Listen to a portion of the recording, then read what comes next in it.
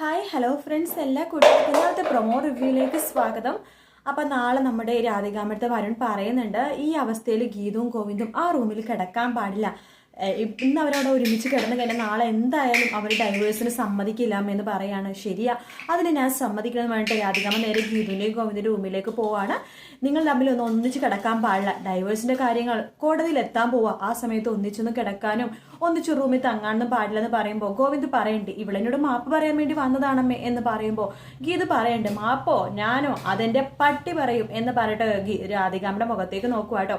അതിനുശേഷം നമ്മുടെ ഗോവിന്ദ് ഗീതുവിനോട് ചോദിക്കുന്നുണ്ട്, നീ കിഷോറാണ് അവർണികയുടെ ഭർത്താവെന്ന് അറിഞ്ഞിട്ടും പിന്നെ എന്തിനാണ് അതിൽ സൈൻ ചെയ്യിപ്പിച്ചത്, നിന്റെ വായിന്ന് എനിക്ക് അറിയണം, സത്യം പറ എന്ന് പറയുമ്പോൾ ഗീത് പറയണ്ട, ഞാൻ പറയാം എന്ന് പറഞ്ഞിട്ട് ആ സത്യങ്ങളൊക്കെ ഇങ്ങനെ പറയാൻ പോകുന്ന ഒരു പ്രൊമോ ആട്ടോ കാണിച്ചത്.